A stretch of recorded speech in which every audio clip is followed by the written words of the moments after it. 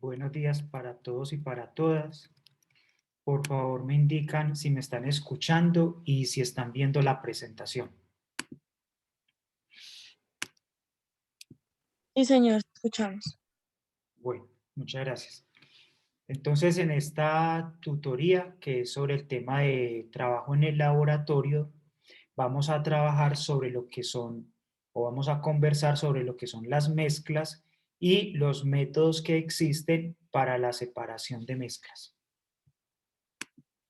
Bien, entonces, cuando estamos en química, hablamos de la materia, ¿sí? ¿Qué conocen ustedes? ¿Qué es la materia? De lo que han aprendido, ¿qué conocen ustedes qué es la materia? ¿O qué pueden decir qué es la materia? Es todo aquello que ocupa un espacio. Bueno, todo lo que ocupa espacio y también, ¿qué más? Todo lo que tiene masa, etcétera. Entonces, existen muchos tipos de materia, ¿cierto? Muchos tipos de compuestos, etcétera. Entonces, la materia se subdivide, ¿cierto? En general, hacemos una división en cuanto, o una clasificación en cuanto a lo que es la composición y las propiedades que tienen diferentes sustancias o sistemas. Entonces, en ese sentido, subdividimos la materia en lo que son sustancias, mezclas, también hablamos de elementos, compuestos, de átomos, moléculas, en fin.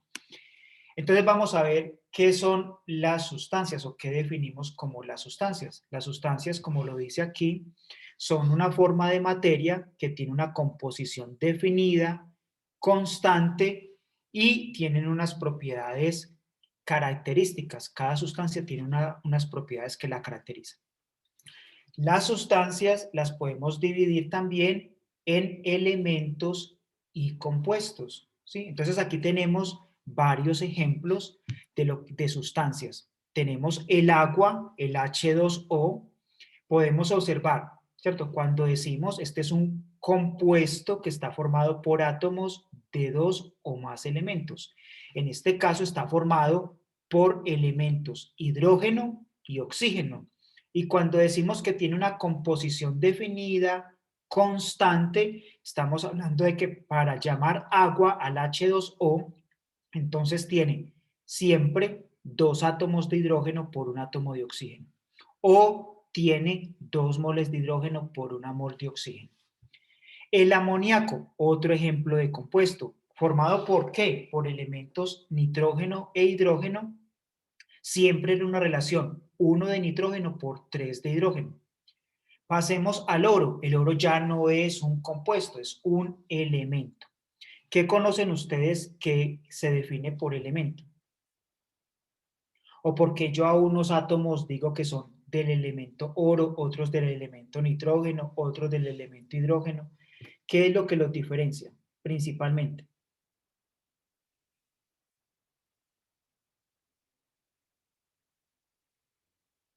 Entonces, recordemos que los elementos están formados por átomos que tienen igual número atómico, ¿cierto? Entonces, el hidrógeno tiene uno, un protón, entonces lo llamamos hidrógeno, ¿cierto? Así, el oxígeno, entonces tiene 8, el nitrógeno, 7 protones. Entonces, tenemos el elemento oro y aquí tenemos la molécula de oxígeno, ¿cierto? Entonces, todas estas sustancias se distinguen entre sí por su composición, ¿cierto? Lo que a la vez va a incidir en los enlaces que forman y eso va a incidir en las propiedades que tienen, etc. De otro lado tenemos entonces las mezclas, que como lo dice aquí, son la combinación de dos o más sustancias en la que dichas sustancias conservan sus propiedades. ¿Qué significa eso? Que no hay una reacción química como tal. Entonces aquí tenemos ejemplos, es el aire. El aire que estamos respirando en este momento está formado principalmente por nitrógeno, ¿cierto? Por N2, por oxígeno, O2, ¿cierto? En este caso, pues la molécula de oxígeno, la molécula de nitrógeno. Y adicionalmente a eso, en el aire podemos encontrar otros gases, podemos encontrar agua en forma de vapor, podemos encontrar CO2, podemos encontrar argón.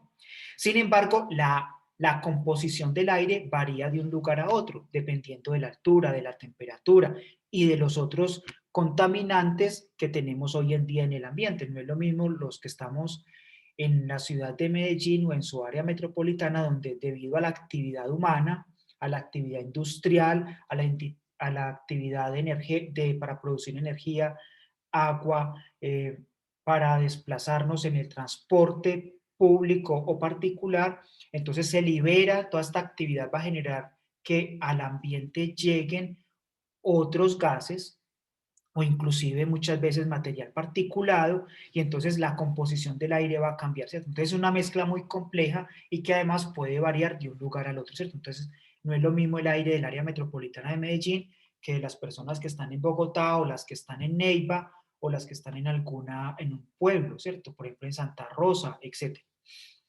¿Qué ejemplos tenemos más de mezclas? Una gaseosa, ¿cierto? La gaseosa. La leche también es un ejemplo de una mezcla. El cemento, etcétera, ¿cierto? Entonces, no poseen una composición constante. En algunos casos, pues sí. Bien, las mezclas las podemos dividir en dos categorías principales, las mezclas homogéneas y las mezclas heterogéneas. Entonces, en las mezclas homogéneas tenemos que estas tienen una composición uniforme y en ese sentido es muy poco probable que logremos distinguir a simple vista la composición o un elemento o un compuesto que la está formando y lo podamos diferenciar de otro que también está presente en la mezcla o de otros que están presentes en la mezcla. Mientras que en las heterogéneas esa composición no es uniforme y es probablemente, solo con observarla vamos a distinguir un componente del otro. Entonces enseguida vamos a ver algunos ejemplos. ¿Y por qué es importante entonces separar mezclas? Porque muchas veces nos interesa conocer la composición, por ejemplo, del cemento, de la leche, de la gaseosa, del mismo aire, ¿cierto? Para saber qué es lo que estamos respirando. Y porque muchas veces nos interesa solo un compuesto que está presente en la mezcla. Entonces yo lo quiero separar, lo quiero extraer, ¿cierto? Quiero dividir esa mezcla en sus componentes, donde me interesa principalmente uno, o en algunos casos puede que me interesen dos o tres, etc. Entonces nos interesa determinar la composición de la mezcla o el contenido de cada uno de sus componentes, y también es muy importante considerar que nosotros prácticamente nunca trabajamos en el laboratorio, y en la vida cotidiana no tenemos compuestos puros, siempre tenemos mezclas, siempre están mezclados con algo. Cuando compramos reactivos, los reactivos químicos generalmente vienen con impurezas o con otros componentes que a veces no nos interesan, entonces queremos separar, purificar sustancias, ¿sí? Entonces para eso vamos a utilizar unas técnicas que dependen de ¿qué? Unas técnicas de separación que dependen del estado en el que se presente la mezcla. Yo puedo tener mezclas en estado sólido, en estado líquido, o tener una disolución, puedo tener mezclas sólido-líquido y puedo tener mezclas gaseosas, es decir, donde todos los componentes están en fase gaseosa. Bien, entonces vamos a comenzar con las mezclas sólidas, ¿cierto? ¿Cómo separar uno, dos, tres o cuatro componentes presentes en una mezcla donde todos están en fase sólida? Entonces, para eso vamos a comenzar por la disolución, la lixiviación y la extracción. ¿Qué tienen en común estos tres métodos? En los tres métodos se va a utilizar un disolvente y, como lo dice en la diapositiva, ese disolvente va a ser selectivo. ¿Por qué? Va a ser selectivo porque me va a disolver solo el compuesto que yo estoy interesado en separar, ¿sí? Yo puedo tener una mezcla con dos compuestos o con dos sustancias, con 3, con 4, con 5, o con un número que yo no conozco, pero me interesa solo uno, o me interesa solo dos. Bien, entonces vamos a poner el ejemplo más sencillo. Me interesa uno de los componentes, entonces yo selecciono un solvente donde ese compuesto sea muy soluble y los otros componentes de la mezcla no sean solubles, o sean muy poco solubles. Entonces, ¿cómo voy a seleccionar el disolvente? ¿cierto? Entonces yo voy a seleccionar un disolvente, como les decía, selectivo, donde ese compuesto de interés sea muy soluble, altamente soluble, y los demás componentes de la mezcla sean poco solubles en ese disolvente. Ese disolvente yo entonces lo voy a utilizar para hacer una extracción. Voy a extraer de esa mezcla, voy a retirar de esa mezcla un compuesto de interés. El disolvente debe ser volátil para poder eliminarlo posteriormente y yo obtener mi compuesto aislado o puro, o lo más puro posible. No debe ser tóxico, no debe ser inflamable por cuestiones de seguridad que vamos a ver en la próxima sesión. Bien, entonces es muy importante conocer, ya esta tablita la he mencionado varias veces, las reglas de solubilidad. Si yo voy a utilizar, por ejemplo, agua, yo necesito saber, y si tengo un compuesto iónico, yo necesito saber qué compuestos son solubles en agua y qué compuestos son insolubles. ¿Sí? Entonces ya recuerden que los compuestos que contienen iones de los metales alcalinos, el ion amonio, los nitratos, los bicarbonatos, los cloratos, la mayoría de los halogenuros y de los sulfatos son solubles en solución acuosa o en agua. Y hay unos compuestos que son muy insolubles, perdón, como los carbonatos, carbonato de calcio, por ejemplo, los fosfatos, los cromatos, los sulfuros y los hidróxidos, ¿sí? Con algunas excepciones como está ahí. Entonces es bueno ir recordando esta tablita, irla repasando, porque es de mucha ayuda para comenzar. Bien, entonces estamos con las mezclas sólidas. Vamos a hacer entonces un proceso de disolución y extracción. Entonces, como les decía, seleccionamos un disolvente en el que uno de los compuestos sea muy soluble y mientras los demás sean insolubles, ¿cierto? Entonces, yo voy a adicionarle a esa mezcla sólida el disolvente y se van a formar, la voy a agitar para que se mezclen el disolvente con el sólido y se van a formar dos fases, una sólida y una líquida, como lo ven en la imagen central, en la parte derecha de la diapositiva, hay dos fases, una acuosa y un precipitado. Realmente no es un precipitado, es un sólido que no es soluble en ese líquido, en ese disolvente que yo seleccioné, ¿cierto? Pero en ese disolvente, en esa fase acuosa que estoy viendo en la parte superior, o líquida, ¿cierto? Porque no siempre utilizo agua, en esa fase líquida, yo voy a tener disuelto, ¿qué? El compuesto de interés más el disolvente. Entonces se forma una fase homogénea, es decir, que tengo el disolvente con el sólido que sí se disolvió o con el compuesto que sí se disolvió y permanece una parte de sólido sin disolver, ¿cierto? Es decir, el sólido que es insoluble. Entonces yo ahí hice una extracción, como les decía, en el sentido de que se disolvió, yo retiré de esa mezcla el compuesto de interés y la pasé a estar, y pasé a tenerla en la fase líquida, ¿cierto? Entonces luego la pregunta es, entonces, ¿cómo extraigo yo, cómo separo yo finalmente estas dos fases y cómo separo el compuesto de interés del disolvente? Entonces, ¿qué voy a hacer?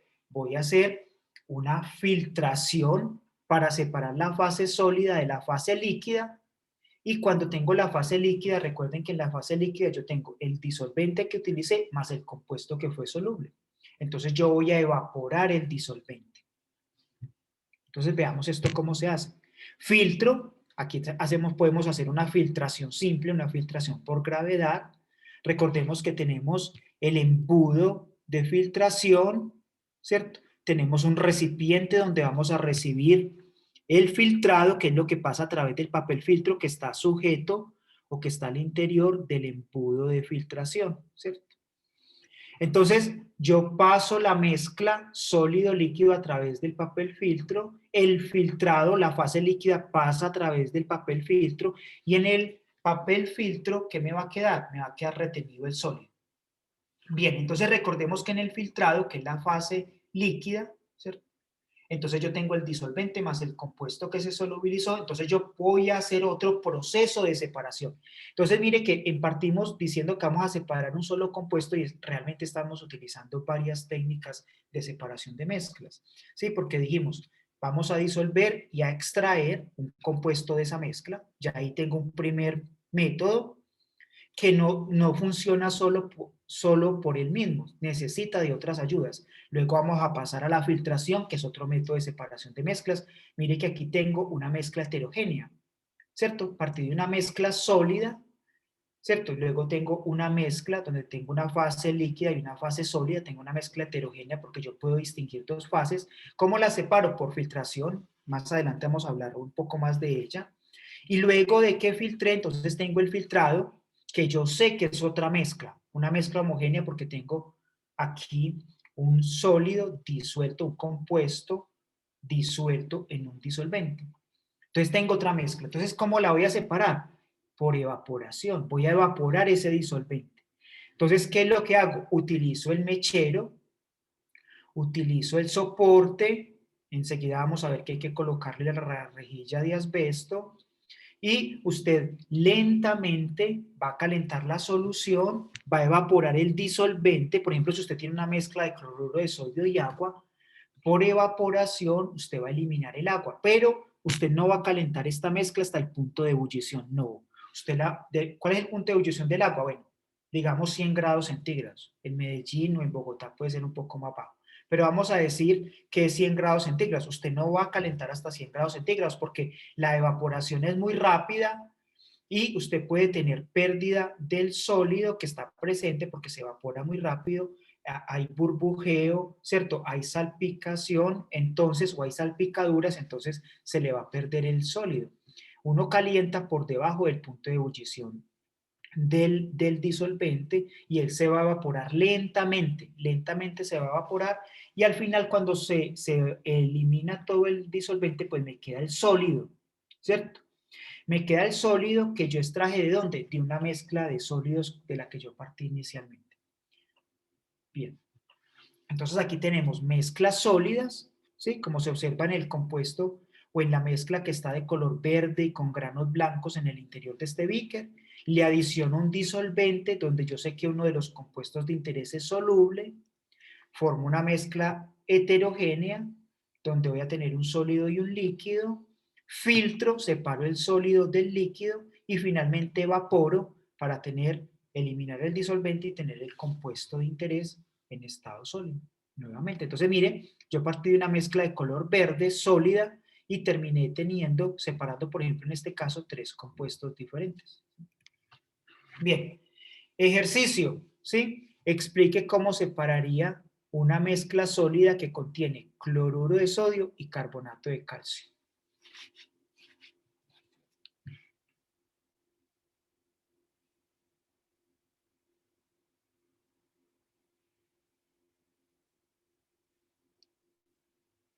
¿Sí? Tengo cloruro de sodio y carbonato de calcio, ¿cierto? Dos compuestos iónicos. El cloruro de sodio formado por Na+, cationes Na+, y aniones Cl-.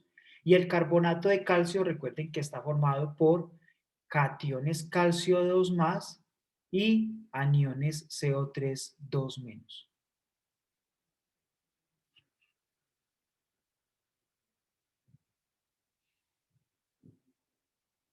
Bien, ¿quién tiene la respuesta? ¿Quién puede decirnos cómo separaría una mezcla que tiene cloruro de sodio sólido y carbonato de calcio sólido? ¿Sí?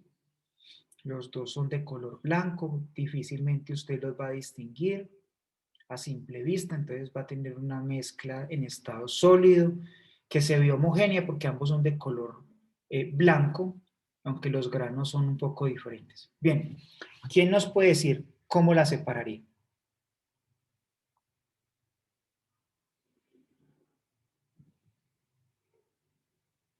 Nadie tiene idea cómo la separaría.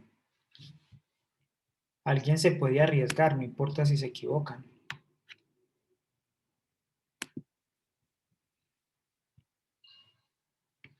¿No? ¿Algún voluntario o voluntaria?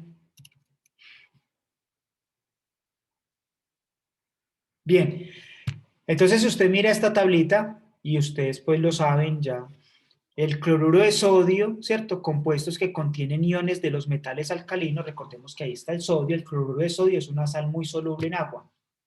Mientras que si usted observa esta tablita, para compuestos iónicos solubles en agua, usted va a encontrar que el carbonato de calcio es insoluble. Aquí le dice carbonato de calcio es insoluble o tiene muy baja solubilidad en agua. Entonces yo puedo seleccionar el agua ¿Dónde se va a disolver cuál compuesto? El cloruro de sodio. Mientras que el carbonato de calcio va a permanecer como un precipitado. Entonces yo voy a tener el cloruro de sodio disuelto en agua y el carbonato de calcio precipitado o formando un sólido.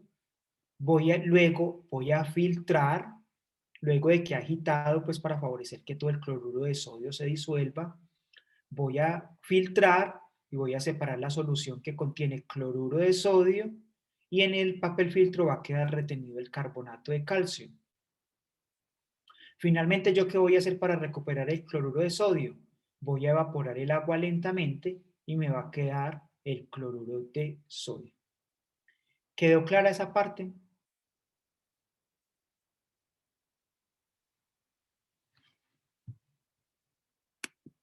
¿O no me están escuchando? Profesor, ¿me podría explicar nuevamente el proceso? Es que no lo entendí muy bien. Bueno, usted tiene, mire que el cloruro de sodio, usted tiene una mezcla de cloruro de sodio y carbonato de calcio en estado sólido, ¿cierto? Estos dos compuestos son de color blanco, aunque los granos son un poco diferentes, pero va a ser difícil diferenciarlos y usted los quiere separar. Entonces, si usted mira esta tablita, ambos son compuestos iónicos, como les decía anteriormente, el cloruro de sodio es muy soluble en agua, entonces yo voy a seleccionar el agua, ¿por qué? Porque no es tóxica, es barata y es fácilmente accesible. Entonces yo tengo cloruro de sodio, obviamente que no voy a utilizar el agua de la canilla, ¿cierto? Voy a utilizar el agua que tenemos en el laboratorio. Entonces tengo cloruro de sodio y carbonato de calcio. El cloruro de sodio es soluble en agua y el carbonato de calcio tiene muy baja solubilidad o es insoluble prácticamente en agua. Entonces cuando yo le adiciono agua a esa mezcla y la agito, el cloruro de sodio se va a disolver en el agua, mientras que el carbonato de calcio no. Entonces yo voy a tener dos fases, una líquida o acuosa donde está el cloruro de sodio y el sólido en el fondo del recipiente que es el carbonato de calcio que no es soluble en agua. Entonces yo ya hice una extracción. ¿Por qué? Porque yo retiré de esa mezcla el cloruro de sodio. Lo pasé a tenerlo en solución acuosa. Bien, luego ¿qué hago? Luego filtro y a través del papel filtro ¿qué va a pasar? La solución que contiene cloruro de sodio disuelto y en el papel filtro va a quedar retenido el carbonato de calcio, que es un sólido insoluble en agua. Luego, finalmente, ¿yo qué hago? Yo voy a eliminar el agua para poder recuperar el cloruro de sodio. Entonces, ¿qué hago? Por evaporación, yo caliento la solución que contiene el cloruro de sodio, elimino el agua y me queda el cloruro de sodio sólido. Bien. Bien, hay otro método que se conoce como la lixiviación. Realmente el principio es el mismo del proceso de disolver y extraer que acabamos de ver. La lixiviación, yo voy a utilizar un disolvente que va a entrar en contacto, ¿cierto? Pero que va a entrar en contacto con la matriz sólida, pero en este caso, digamos que el líquido va, digámoslo, a ir atravesando la matriz sólida o el sólido, la va a ir atravesando y a medida que la va atravesando, va disolviendo el compuesto de interés y lo va extrayendo o lo va separando de la mezcla de sólida que tengo. ¿Cierto? Entonces, en este proceso se puede extraer un soluto o varios de un sólido. Entonces yo pongo un solvente en contacto con el sólido.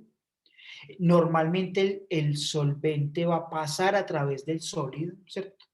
Y va a extraer el soluto. ¿Dónde se utiliza normalmente esto? O muy común, por ejemplo, en los procesos de minería, ¿sí? Para extraer el oro, por ejemplo, la plata, compuestos que son de mucho interés para nosotros.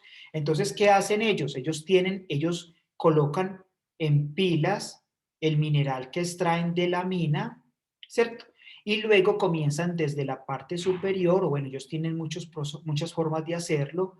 En la parte superior, donde tienen almacenado el mineral, comienzan a adicionar un disolvente, bueno, un disolvente que tiene unas características particulares, y ese disolvente va a ir atravesando toda la matriz sólida, todo ese mineral, y a medida que va atravesando todo ese mineral, va extrayendo, por ejemplo, el oro, la plata, etcétera. Y al final, ¿cierto? Entonces usted en una especie de piscina, ¿cierto?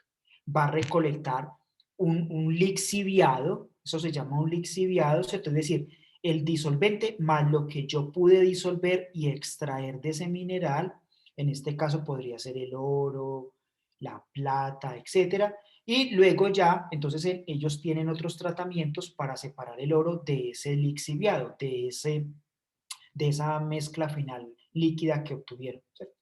Cuando usted, por ejemplo, quiere extraer el azúcar que está presente en la remolacha, usted puede tomar una remolacha, colocarla en contacto con agua caliente, dejarla un tiempo en contacto, ¿cierto? Y el agua va a penetrar en la remolacha y va a ir disolviendo el azúcar y con el tiempo usted va a tener que toda el azúcar es extraída de la remolacha y va a quedar en el agua, ¿cierto? Entonces, es un proceso donde utilizo un disolvente, lo hago pasar a través de la matriz sólida, me va a extraer o me va a disolver por disolviendo un compuesto de interés que esté presente ahí, ¿cierto?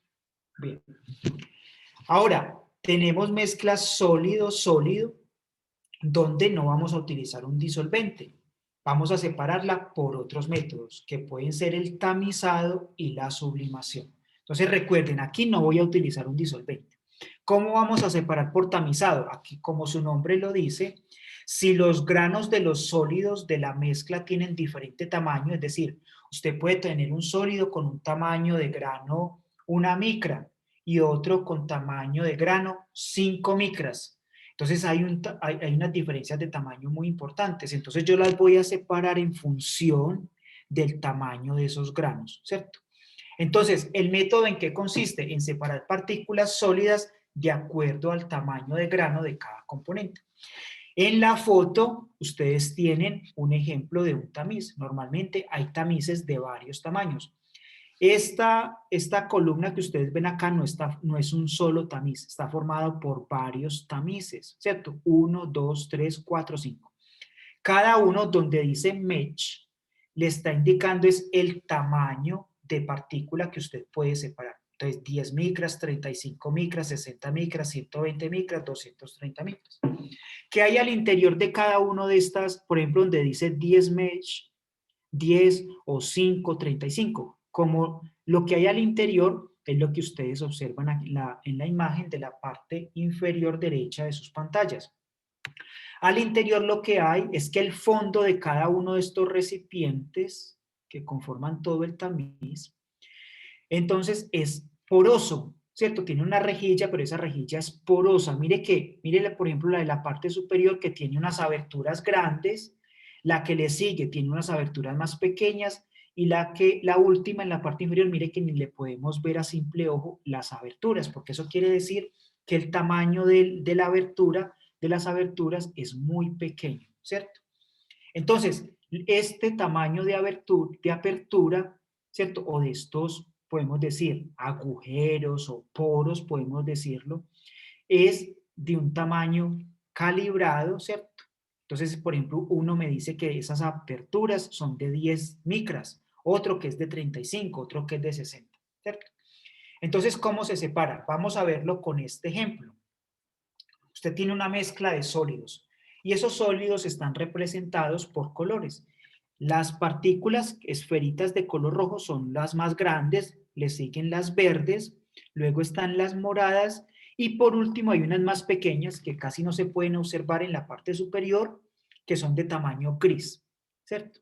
Bien, entonces yo comienzo haciéndolo pasar por un primer tamiz, ¿cierto? Que tiene una apertura muy amplia, ustedes lo pueden ver ahí, ¿cierto? Miren aquí en la parte central. Y yo observo que prácticamente todas las partículas que están en el sólido pasan a través de ese tamiz porque no tiene el tamaño adecuado. Bien. Pero luego el que le sigue, ustedes van a observar que las partículas rojas de color rojo, que son las más grandes, quedan retenidas ahí, no pasan al siguiente nivel. Eso quiere decir que esta apertura tiene el tamaño superior al de las partículas, perdón, inferior al tamaño de las partículas de color rojo. Entonces ellas no van a poder atravesar esas aperturas, ¿sí? Y van a quedar retenidas por este tamiz, ¿cierto? En este nivel, en el segundo nivel de arriba hacia abajo. Las partículas de tamaño inferior, es decir, las verdes, las moradas y las grises, como tienen un tamaño más pequeño, van a pasar por esa apertura al nivel siguiente. Pero en el nivel siguiente se van a encontrar con un nuevo tamiz que tiene un tamaño más pequeño, un tamaño de apertura más pequeño. Entonces las partículas verdes van a quedar retenidas porque son más grandes que esas aberturas. Entonces no van a pasar, no caben por esas aperturas. Las partículas de color morado y gris, como son más pequeñas, van a pasar por esas aperturas al nivel siguiente. Entonces, en el nivel siguiente, yo tengo las de tamaño morado y gris, que son las más pequeñas de la mezcla. Y observo que me voy a encontrar con un tamiz que tiene una apertura aún más pequeña que la anterior. Y es más pequeña porque me va a retener las partículas de color morado, porque son de mayor tamaño. Pero las partículas grises, no sé si las alcanzan a observar, están solo al final, son muy pequeñas, pasan a través de la apertura y entonces quedan en la parte inferior, ¿cierto? Entonces yo separé, tenía una mezcla de sólidos con 4 tamaños de grano diferente, utilizo diferentes tamices con diferentes tamaños de apertura, ¿cierto? Y entonces voy a separar esos sólidos, ¿cierto? En función del tamaño de grano de cada uno de esos sólidos. Bien. Y la sublimación, probablemente ustedes la han hecho en el laboratorio, es, yo voy a separar una mezcla de sólidos, es decir, donde todos los componentes de la mezcla están en estado sólido. Si uno de los componentes de la mezcla sublima. ¿Qué significa sublimar? Es decir, que pasa del estado sólido al gaseoso sin pasar por el estado líquido. Aquí tengo una mezcla, un ejemplo de una mezcla de cloruro de sodio y ácido benzoico. El cloruro de sodio es un sólido iónico que funde a más de 700 grados centígrados, ¿cierto? Es muy estable. Y el ácido benzoico es un compuesto orgánico que fácilmente o que sublima, es decir, que pasa del estado sólido al estado gaseoso fácilmente. Entonces, ¿qué hago? Tengo una mezcla, nuevamente aquí el ácido benzoico es un sólido blanco, el cloruro de sodio es un sólido de color blanco, aunque el tamaño y la forma de los granos es muy diferente, pero es una mezcla difícil de separar. Entonces, solamente pues por tamaños de partículas no se puede, son muy finos. Entonces, ¿qué pasa? Yo coloco la mezcla en un recipiente, ¿sí? En un recipiente, como lo observan acá, de vidrio, y lo voy a calentar suavemente. Y entonces, ¿qué va a pasar? A temperaturas muy bajas, por debajo de 100 grados centígrados, el ácido benzoico va a pasar, va a sublimar, va a pasar del estado sólido al estado gaseoso sin pasar por el estado líquido. Entonces él se va, digámoslo así, va a sublimar, va a pasar al estado gaseoso. Entonces yo voy a tener en la parte superior un recipiente de vidrio que contiene hielo en el interior. Entonces cuando el gas que contiene o que está formado por las moléculas del ácido benzoico asciende por el recipiente porque ha sublimado, va a llegar, ¿cierto? Recuerden que él está a una temperatura alta en la mezcla, ¿cierto? Gana la energía suficiente para pasar al estado de vapor y entonces yo lo voy a enfriar, él va a tocar la parte exterior de este segundo recipiente que está en la parte superior y como está frío, se va a cristalizar o va a pasar del estado gaseoso al estado sólido y lo voy a poder recuperar.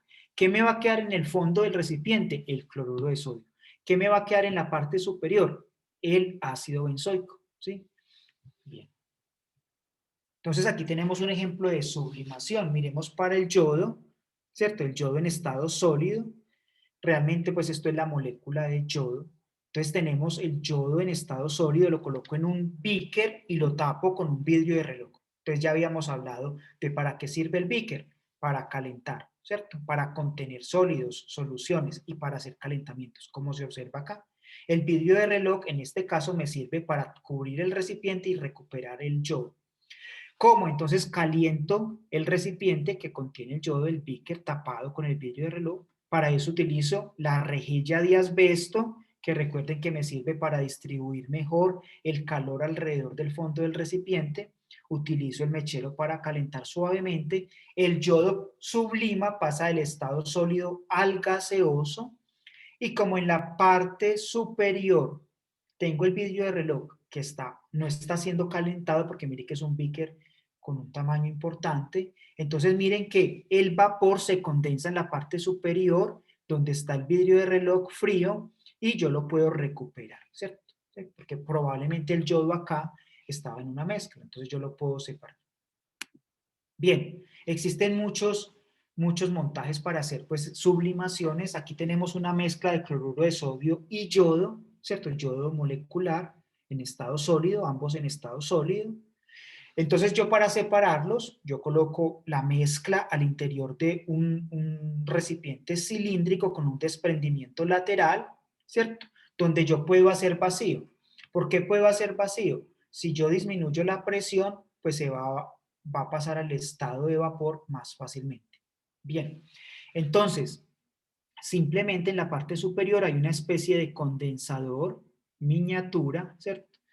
Entonces yo tapo el recipiente con un corcho que contiene este condensador, este ejemplo de un condensador donde yo voy a hacer circular agua fría. Miren, tengo la entrada del agua en la parte superior, me llena el recipiente, una parte está al interior del tubo que contiene la mezcla y tiene una salida del agua, ¿sí?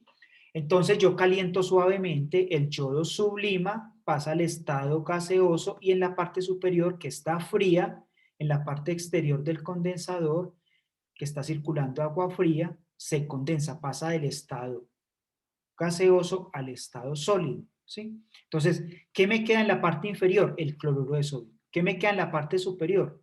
El yodo, ¿sí? Entonces yo puedo separar una mezcla de cloruro de sodio y yodo por sublimación. Bien, tengo otras mezclas sólidas donde yo puedo utilizar una separación magnética de esas mezclas. ¿Cómo? Porque tengo un compuesto con propiedades magnéticas, ¿cierto? También se conoce como imantación.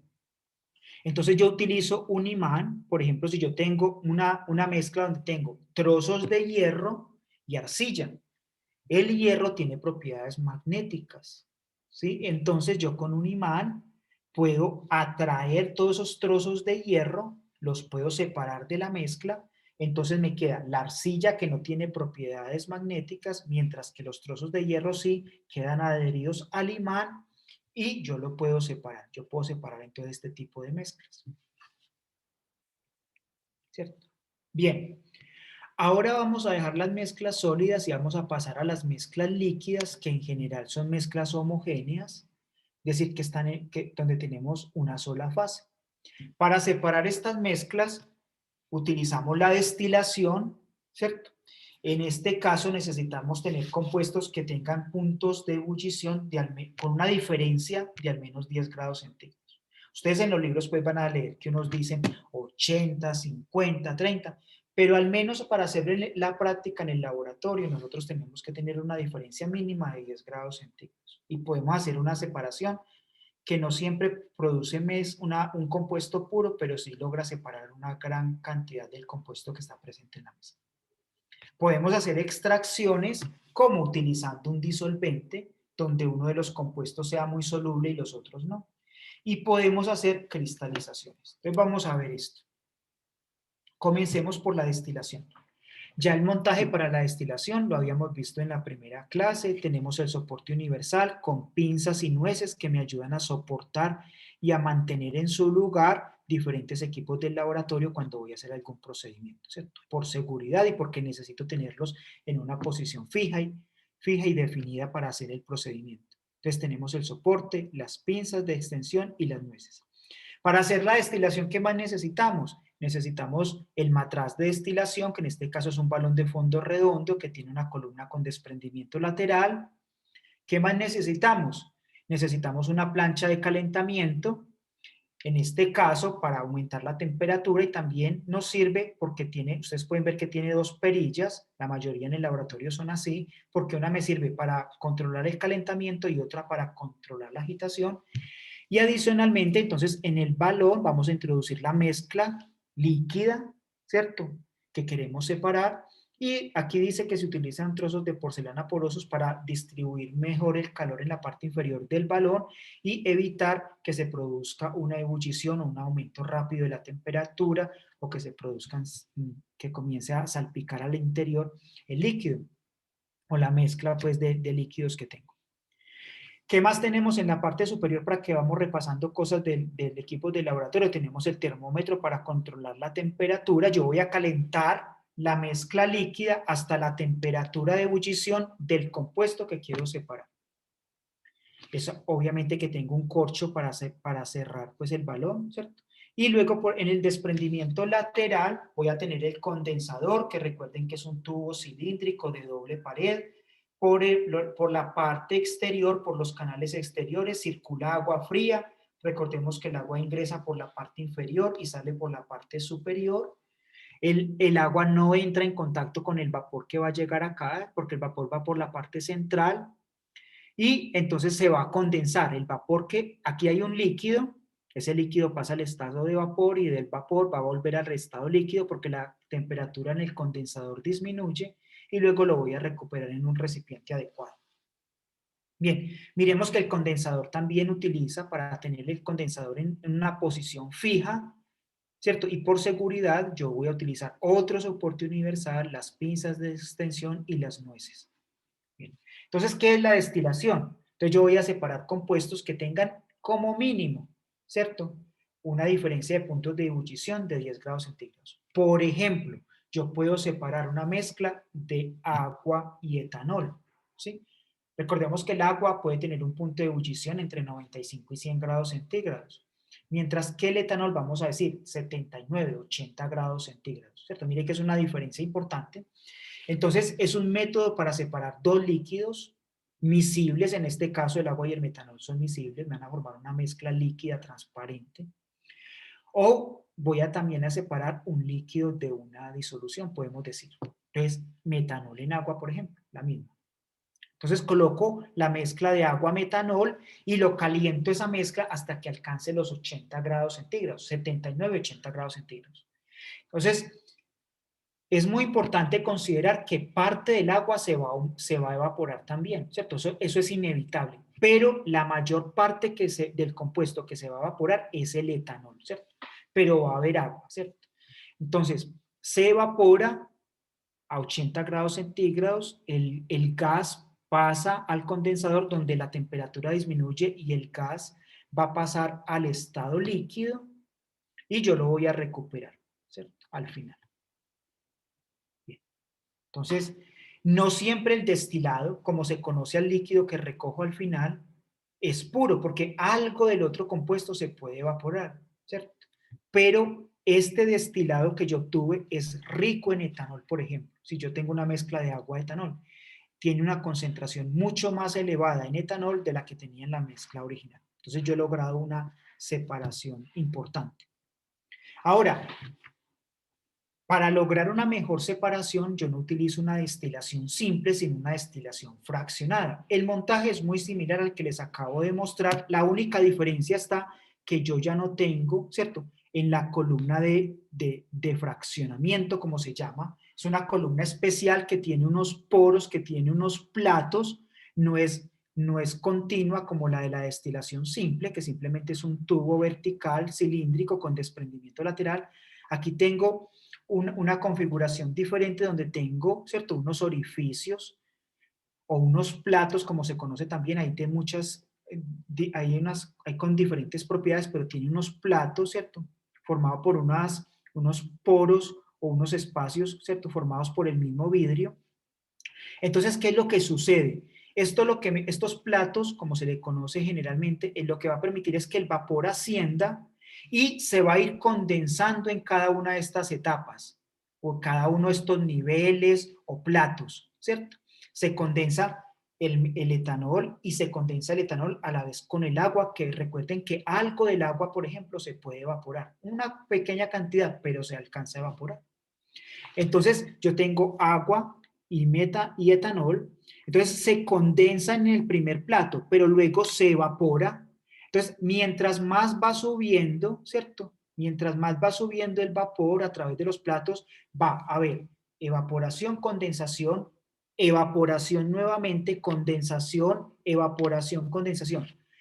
Como el etanol tiene un punto de ebullición más bajo, es el que se va a evaporar, mientras que el agua va a seguirse condensando y va a ser cada vez, mientras más ascendemos en la columna, cada vez el agua va a quedar más condensada, ¿cierto? En estado líquido. Y el etanol va a seguir ascendiendo. Entonces yo voy a lograr una mejor y casi completa separación del agua y el etanol.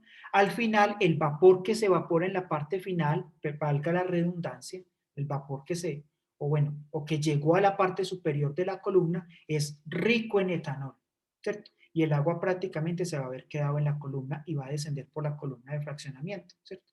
Entonces, el etanol es el que va a llegar principalmente a la parte superior de la columna de fraccionamiento y voy a recuperar a través del condensador.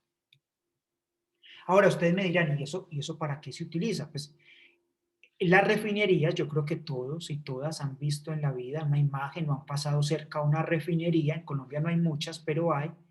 Y ustedes van a ver que eso tiene unas torres muy grandes, son unas torres de destilación donde se llevan a cabo unos procesos. Y no solamente destilación, ahí se hacen muchos procesos, pero básicamente podemos hablar de la destilación. Recuerden que el petróleo es una mezcla muy compleja donde usted no tiene un solo compuesto, tiene decenas de compuestos y todos esos compuestos, por eso decimos que el petróleo es prácticamente el oro negro porque tiene, se pueden extraer muchos compuestos, compuestos que sirven para, como lo dice aquí, para obtener la gasolina, pero también obtenemos compuestos que sirven para obtener compuestos que nos sirven como para pues en farmacia o en medicina para curar enfermedades, o compuestos que nos sirven para hacer polímeros, para hacer fibras, para obtener resinas, en fin, ustedes yo creo que saben, todos sabemos la riqueza que tiene el petróleo. Entonces yo tengo el petróleo que es podemos decirlo, una especie de mezcla en estado líquido muy viscosa que tiene muchos componentes y ellos, resumido porque el proceso es muy complejo, pero es solamente para ilustrarles la importancia de esto, ellos lo llevan a una torre de destilación donde, como les digo, ocurren otros procesos, pero básicamente, ¿qué hacen? Ellos esta torre de destilación la tienen, la tienen diseñada de manera tal que por etapas pueden calentarla a diferentes temperaturas. No la calientan toda a la misma temperatura, sino que por etapas o por niveles tienen diferentes temperaturas. ¿Y qué es lo que sucede? Entonces, dependiendo de la temperatura, unos compuestos van a poder pasar al estado gaseoso. No es tan sencillo como les digo, hay que acoplarlos con otros procesos, pero entonces yo voy a poder, por ejemplo, separar los compuestos C5 a C12, o sea, que tienen de 5 a 12 átomos de carbono que me sirven para la gasolina, o destilados suaves o livianos, ¿cierto? Para otro tipo de aplicaciones, pues que tienen, por ejemplo, entre C12 y C16, es decir, que tienen entre 12 y 16 átomos de carbono, otros van a tener entre 15 y 18, y otros son otros compuestos que están presentes en el petróleo, son tan pesados que yo prácticamente los voy a tener siempre en la parte inferior. Va a ser muy difícil separarlos, pero esos compuestos tienen otras aplicaciones y se usan en otro tipo de aplicaciones. Pero entonces mire lo importante de este método. Bien, cuando tengo mezclas líquidas, también puedo hacer un proceso de extracción. ¿Por qué? Porque yo puedo utilizar, si yo tengo 2, 3 o 4 compuestos, yo puedo seleccionar un disolvente donde uno de esos compuestos sea muy soluble y los otros no sean solubles. Entonces, por diferencia de solubilidad en un disolvente, yo puedo separar esos componentes, ¿cierto? Bien, nuevamente yo voy a elegir un disolvente donde se me disuelva un compuesto que está en forma líquida, se me disuelva en ese disolvente que también está en fase líquida. Entonces, donde voy a seleccionar un disolvente donde el compuesto de interés sea soluble y los otros no sean solubles, ¿cierto? Bien, entonces aquí tenemos que es una extracción por diferencia de solubilidad y vamos a utilizar también otro método de separación que es la decantación. Entonces yo a la mezcla le adiciono un disolvente donde un compuesto sea muy soluble y los otros no. Entonces se me van a formar dos fases. ¿cierto? Entonces, ¿cómo separo esas otras dos fases? Lo puedo separar por decantación. ¿Cómo? Utilizando el embudo de separación. Vamos a suponer que tenemos una mezcla de agua y aceite. El agua y el aceite son inmiscibles. Entonces yo introduzco esa mezcla, pero cuando yo logro mezclarlos, yo tengo pequeñas gotas de aceite dispersas en el agua. Entonces, ¿cómo las separo? Entonces yo introduzco la mezcla en el embudo de separación. Recuerden que es un recipiente en vidrio ovalado que tiene en la parte superior una tapa y en la parte inferior una válvula de paso, donde yo girando la válvula puedo dejar pasar, tiene un orificio que me deja pasar los componentes líquidos que están al interior del embudo. Entonces, ¿cómo se manipula el embudo de separación? Bien, se toma entre las dos manos, una vez que ya tiene la mezcla en el interior, se tapa, se cierra la válvula y yo lo agito balanceándolo entre las dos manos, ¿cierto? Con las dos manos, de arriba hacia abajo, como lo muestran en la imagen de la parte superior, ¿cierto? Inclino las manos, ¿cierto? Muevo, hago que la solución vaya de la parte superior a la parte inferior y luego le tengo que aliviar la presión, tengo que sujetar el tapón porque a veces se generan vapores que me pueden, pues sale volando el tapón y lo quiebro. Y para evitar una explosión que se me quiebre el embudo de separación, yo abro la válvula regularmente para dejar escapar los vapores que se generan, ¿cierto? Con mucho cuidado. Cuando ya la he mezclado bien, cuando ya la he agitado, ¿cierto? Entonces, yo coloco el embudo, ¿cierto? Utilizando un soporte universal de un aro metálico, lo coloco y lo dejo en reposo. Y cuando la dejo en reposo, con el tiempo, como los dos líquidos son inmiscibles, se van a separar. En este caso, si tengo una mezcla de agua-aceite, el agua va a quedar en la parte inferior y el aceite va a quedar en la parte superior. Cuando yo observo que ya se han separado los dos líquidos inmiscibles, entonces abro la llave de paso y en un recipiente recojo el agua que está en la parte inferior. Cuando toda el agua haya pasado, cierro la válvula y luego en otro recipiente dejo salir el aceite. Y los he separado y los he recuperado. Bien, aquí está el proceso lentamente, como les decía, coloco el embudo en reposo utilizando un soporte universal de un aro metálico, ¿cierto? El líquido de mayor densidad va a quedar en la parte inferior, el líquido de mayor densidad va a quedar en la parte superior, abro la llave de paso y dejo salir el líquido que queda en la parte inferior y en el recipiente al final entonces me va a quedar el líquido que está en la parte superior, que lo puedo recuperar en otro recipiente. Bien, ejercicios, ¿sí? Explique cómo separaría una mezcla de aceite para carros y agua y explique cómo obtendría el azúcar, la sacarosa que está disuelta en el agua. Entonces vamos a dar un minuto para que piensen en eso, cómo separarían esas dos mezclas.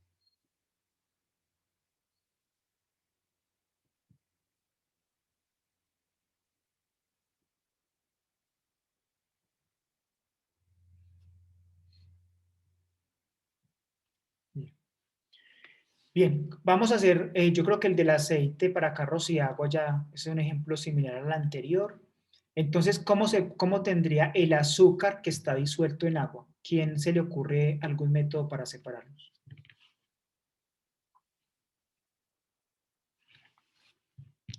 ¿Quién puede decir cómo separaría el Podría azúcar? ser a través de destilación, ¿no? Intentar destilar el agua para que el azúcar y el agua se evapore mediante la destilación. Bueno, Juan, la idea está bien, sin embargo, la destilación se utiliza más para separar mezclas de compuestos líquidos, ¿sí? En este caso no es apropiado porque hay que calentar el agua, ¿cierto? Tiene un punto de ebullición que es elevado relativamente, o sea, de casi 100 grados centígrados, y la sacarosa es un compuesto que es muy sensible a la temperatura y no es fácil, ¿cierto? Entonces, ¿qué es lo que pasa? Pero la idea está bien en el sentido de que yo puedo utilizar, por ejemplo, la evaporación, ¿sí? Yo caliento suavemente, el agua se va a evaporar y me va a quedar, yo puedo calentar, por ejemplo, a 50, 60, 70 grados centígrados, recuerden que es por debajo del punto de ebullición del disolvente, yo evaporo lentamente el agua y me va a quedar la sacarosa, que es un compuesto a temperatura ambiente sólido, ¿sí? Bien, vamos a mirar, sí, María Natalia Arenas dice que por evaporación, sí. Entonces, recuerden que la destilación más que todo se utiliza cuando tengo mezclas de compuestos en estado líquido.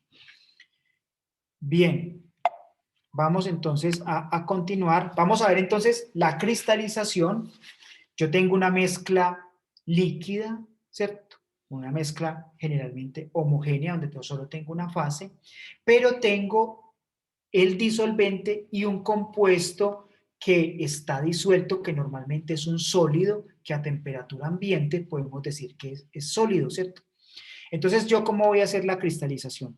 En la cristalización, como lo dice acá, entonces es un método que permite separar sólidos que están disueltos en líquidos. Por ejemplo, cuando tengo una mezcla de agua, cloruro de sodio, agua, sulfato de cobre, ¿cierto? Entonces vimos la evaporación, pero este se llama cristalización, porque vamos a ver entonces. Se calienta la mezcla a baja temperatura, ¿cierto? Por debajo del punto de ebullición del disolvente siempre, y se evapora lentamente el disolvente hasta alcanzar aproximadamente la mitad del volumen de la solución inicial. Es decir que en este punto yo todavía voy a tener el sólido disuelto en el disolvente. Pero, ¿qué va a suceder? ¿Qué sucede cuando yo elimino el disolvente? ¿Qué le pasa a la concentración? Ah, ¿qué significa IE? Es decir, ¿cierto? Eso es una abreviación para decir es decir. Muy bien. ¿Quedó claro? Aquí cuando está, es decir, ¿cierto? Aquí dice, se evapora lentamente el disolvente hasta alcanzar aproximadamente la mitad del volumen de solución inicial, es decir, IE, es decir, hasta alcanzar una concentración elevada, ¿cierto? Recuerde que cuando yo elimino el disolvente, yo evaporo el disolvente, estoy aumentando la concentración, ¿cierto? ¿Por qué? Porque tengo la misma cantidad de soluto disuelta en una cantidad menor de disolvente o de disolución, en un volumen inferior de disolvente o de disolución. Entonces me va a aumentar la concentración. Entonces cuando yo evaporo la mitad del disolvente o un poco más, la concentración va a ser muy elevada, ¿cierto? Entonces yo voy a tener, normalmente, yo voy a tener una solución sobresaturada, ¿cierto? Recuerden que ya habíamos conversado sobre eso. Entonces, en ese punto yo dejo de calentar y recuerden que uno en ese punto, cuando tiene una solución que está sobresaturada, recuerden de la clase inicial, ¿cierto? Cuando uno tiene una solución sobresaturada de soluciones, en eso lo vimos en la parte de soluciones, entonces yo tengo una solución sobresaturada, yo la dejo en reposo, sin ninguna perturbación y ella va a regresar a temperatura ambiente, ¿sí? Y en un punto dado, ¿cierto? Yo voy a inducir una perturbación para que el sólido se cristalice, ¿cierto? Porque recuerde que está sobresaturada la solución. Entonces, ¿qué va a pasar en esa cristalización? Esto se va a dar lentamente, lo que me va a permitir obtener sólidos cristalinos en general. ¿Y qué va a suceder entonces?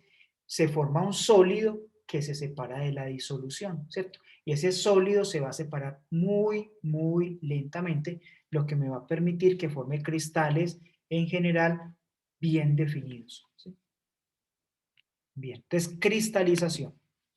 Bueno, aquí está la filtración que ya la hemos mencionado, pero entonces repasémosla bien. Tengo una mezcla sólido-líquido, ¿sí?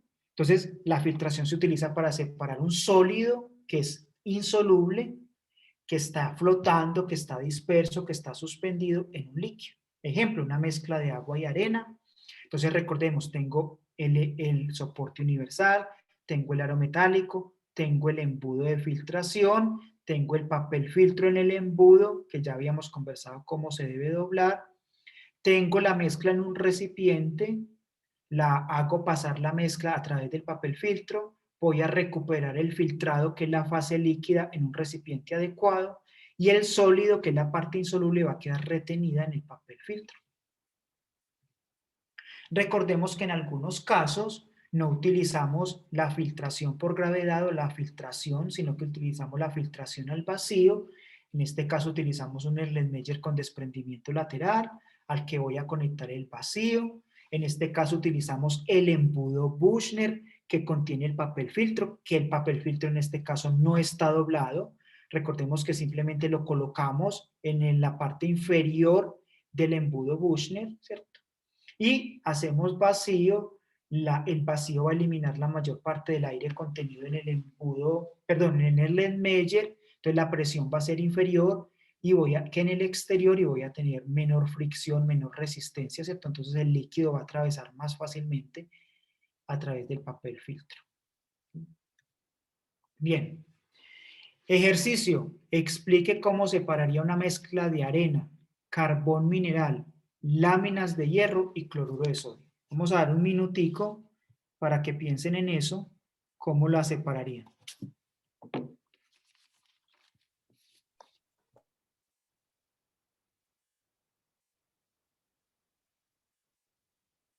Todos han visto el carbón mineral, ¿cierto? De pronto han visto las imágenes cuando han ido a un asado, cuando han quemado madera, cuando han visto las minas del Cerrejón en La Guajira, ¿cierto? Entonces, eso, y yo creo que todos de alguna manera la conocen bien. Dice María Natalia, perdón, ¿quién? Sí, María Natalia. Primero con magnetismo, ¿sí? Bien, ¿cierto? Recordemos la arena, todos han visto la arena, tiene unos granos de tamaño pequeño. El carbón mineral, ustedes lo han visto, tiene granos o partículas de tamaño muy grande. Las láminas de hierro pues pueden ser de tamaño importante y cloruro de sodio es un sólido con grano muy fino. Entonces María Natalia dice magnetismo, ¿cierto? Luego dice Salma, después con tamizado. Valentina dice utilizaría el tamizado y el magnetismo, muy bien. Juan Bermeo dice el tamizaje. María Natalia dice el tamizado, muy bien. Muy bien. Entonces, primero yo qué puedo utilizar, perdón. Primero puedo utilizar, muy fácil, un imán, porque por imantación yo voy a separar las láminas de hierro, ¿cierto? Que son, o magnetismo, ¿cierto? Voy a utilizar el magnetismo, voy a utilizar un imán para separar las láminas de hierro, ¿cierto? Luego dicen el tamizado, muy bien. Me gustaría que alguien dijera qué separaría yo utilizando un tamiz, porque me quedan, recuerde que me quedan, entonces separé el hierro y me quedan la arena, el carbón mineral y el cloruro de sodio. Me gustaría que alguien dijera si yo paso una mezcla de arena, carbón mineral y cloruro de sodio por un tamiz, ¿qué separaría? Muy bien, María Natalia. Separaría el carbón mineral que tiene unas partículas de tamaño muy grande, ¿cierto? ¿Qué no podría separar? La mezcla de arena y cloruro de sodio porque tienen unos tamaños muy finos, sobre todo el cloruro de sodio, ¿cierto? Los tamices pues se utilizan para separar sólidos que tienen tamaños importantes, ¿sí? Entonces, ¿cómo separaría la mezcla? Ya separé el carbón mineral y me queda la mezcla cloruro de sodio y arena. ¿Cómo separaría la mezcla de cloruro de sodio y arena?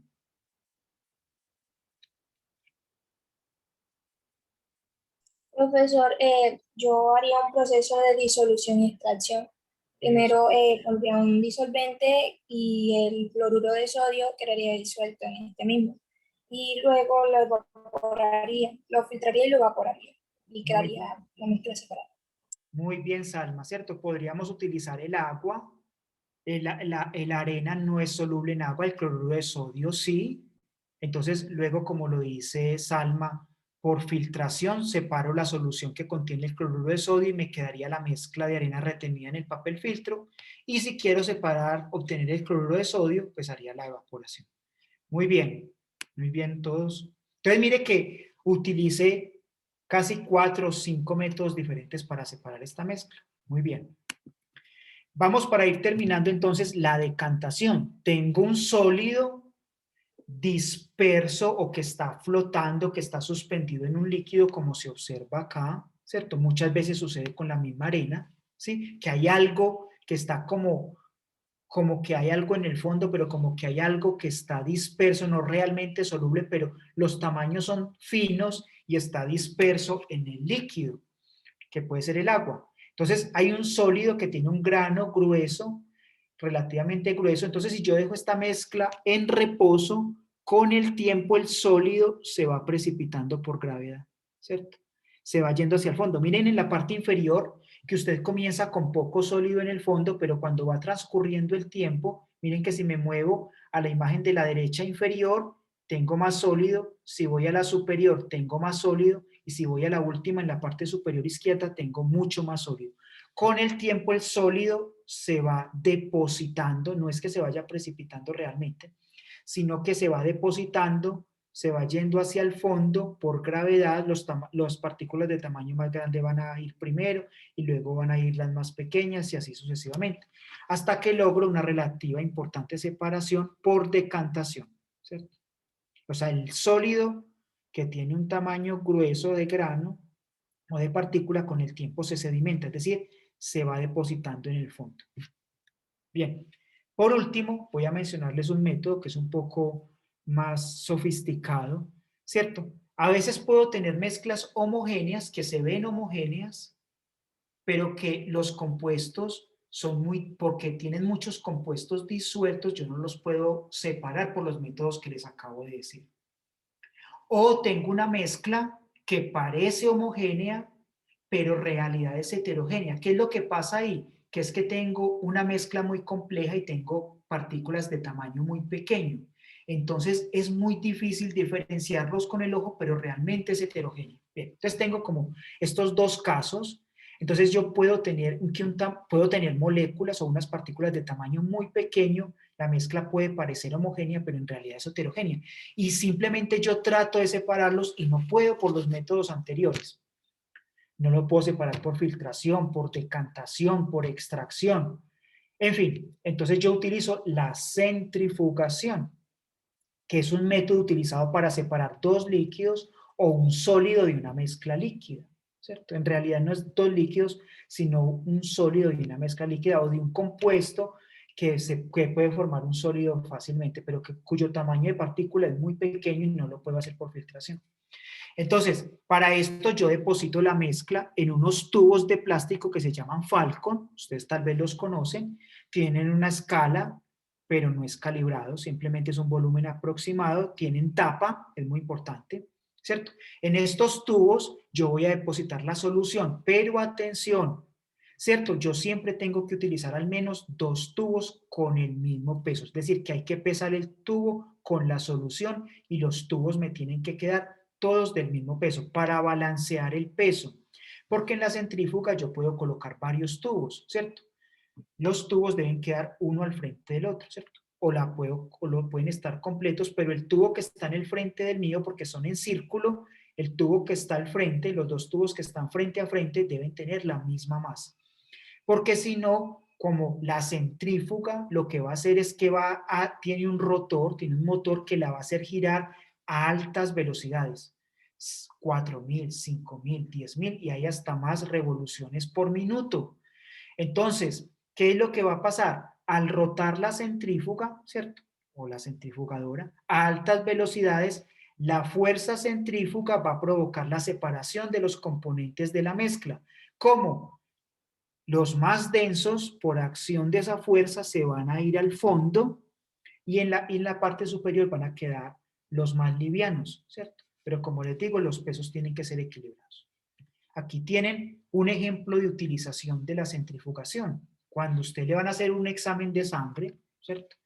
No les voy a dar los detalles porque no es mi tema, pues, pero usted extrae la sangre del paciente, usted observa una mezcla de color rojo, se observa inicialmente, porque si usted la deja con el tiempo, ustedes saben que la sangre, luego de cierto tiempo, pues usted comienza a ver que se coagulan porque comienzan a separarse, pierde muchas de sus propiedades, se comienzan a separar unos compuestos, ¿cierto? Entonces la sangre se observa homogénea, es una mezcla homogénea, ¿cierto? En estado líquido de color rojo, pero está formada por muchos compuestos de interés. Entonces, usted introduce la muestra de sangre, mire que aquí le están mostrando que tiene que tener 2 tubos, ¿cierto?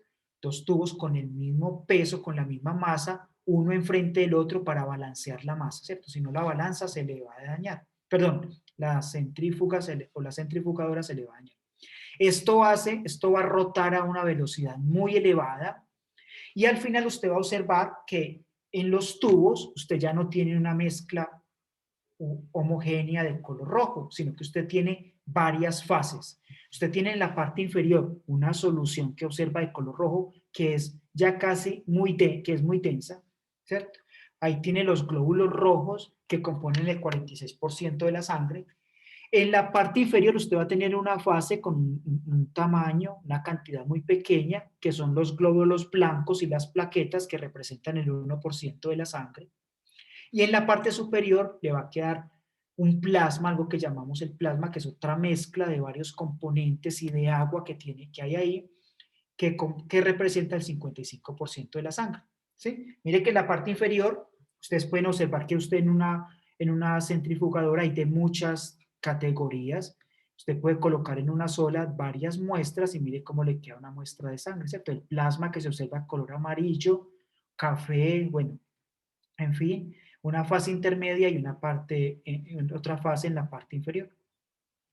Bien, entonces ahí hay un ejemplo de centrifugadora, uno la puede llenar, pero recuerde que los dos tubos Falcon que contienen las muestras en los lados opuestos deben tener la misma masa para que quede balanceado, ¿cierto? Ella tiene un rotor, un motor que la hace girar a altas velocidades, ¿cierto? Genera una fuerza centrífuga y me va a separar entonces los componentes de la mezcla por diferencias de densidades.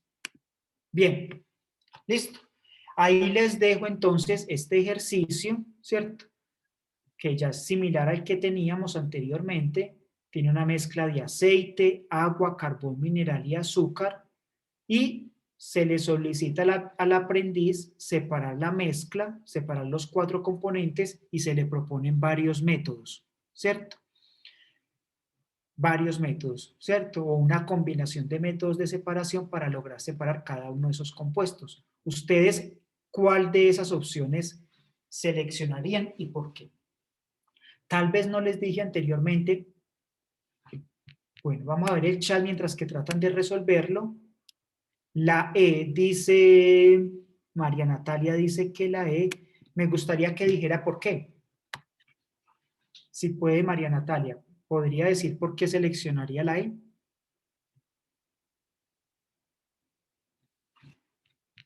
Vamos a ver qué otras opciones hay. María Natalia dice la E. ¿Todos están de acuerdo con que es la E o quién propone otra solución? Bueno, vamos a dar un minuto para que terminemos y lo discutimos un poco. ¿Sí? Juan Bermeo dice la A. Yo ahí tal vez algo no les mencioné. ¿Por qué no se separa una mezcla de agua y aceite utilizando la filtración si son dos líquidos inmiscibles y forman dos fases? Bien, porque recuerde que ellos, de todas maneras, el aceite se puede dispersar en pequeñas gotas en el agua y el aceite, como es más viscoso, no pasa a través del papel filtro, ¿cierto?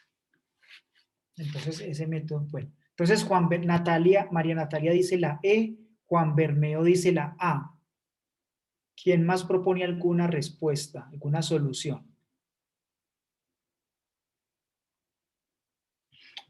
Bien, ¿nadie más?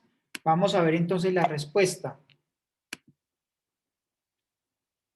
¿Cierto? Entonces, ¿cierto? ¿Qué es importante? Tener presente las fases. Entonces, si usted mira, tiene aceite, agua, carbón mineral y azúcar. Usted ya sabe que tiene una mezcla heterogénea. María Natalia dice, porque el carbón tiene un gran tamaño, ¿sí? Después de la decantación separa el agua mezclada con el azúcar y el aceite. Muy bien, dice María Natalia. Cuando esto esté separado, la evaporación termina el proceso, sí. Muy bien, vamos a ver. Primero, para abordar estos problemas, nos damos cuenta, hay aceite y agua, son inmiscibles. Adicionalmente, tengo el carbón mineral, no es soluble en el agua ni en el aceite. Y tengo azúcar, el azúcar sí es soluble en agua. Entonces, usted ya sabe que va a tener una mezcla donde tiene dos fases, tiene el agua y el aceite, y aparte de todo es heterogénea porque también tiene una fase sólida, ¿cierto? Entonces, en realidad usted puede tener 2, 3 fases, porque como les digo, el aceite en el agua pueden estar mezclados. ¿En qué sentido? En que pueden estar el aceite disperso en pequeñas goticas con el agua, ¿cierto? Entonces usted observa una mezcla líquida y con una fase sólida. Bien, ¿por qué empezamos? Podemos empezar por la filtración, ¿cierto? Y yo voy a separar esa fase líquida donde está probablemente el aceite disperso en el agua, voy a lograr separarla del carbón mineral, ¿cierto? Luego, como decía María Natalia, por decantación, si yo la dejo en reposo, ¿cierto? Con el tiempo, el agua, que además contiene azúcar, se va a separar del aceite. ¿Sí? Entonces, utilizo el embudo de separación, separo el agua que contiene el azúcar del aceite y luego por evaporación elimino el agua y me queda el azúcar. ¿Sí? Entonces, esa es una probable respuesta para esto. Ustedes lo analizan ya con más tiempo y ven por qué no sería bueno utilizar el tamizado, por ejemplo, porque Juan decía que la A, por tamizado, ¿cierto? No es muy útil. ¿En qué sentido? ¿Cierto? Si yo hago la filtración, me va a quedar ya el carbón mineral en el filtro, es probable, ¿cierto? Entonces luego paso al tamizado, pero yo solamente tengo un sólido, entonces, pero ya yo separé el sólido por filtración, ¿sí? Por decantación, ¿cierto? No va a ser suficiente porque me va a quedar el azúcar todavía disuelta en el agua. Entonces ustedes lo analizan, mire que sublimación, el carbón mineral, eso es un mineral que necesita temperaturas muy elevadas para entrar en combustión, ¿cierto? Y si es presencia de aire va a entrar en combustión, el carbón no sublima, ¿cierto? En fin, entonces ya yo se los dejo y ustedes lo miran con detalle, le ven las ventajas y las desventajas de utilizar esa secuencia de métodos que hay ahí. ¿Listo? Bien. Muchas gracias por su atención. Yo creo que podemos dejar acá por el día de hoy. Nos vemos entonces el día de mañana con la otra charla.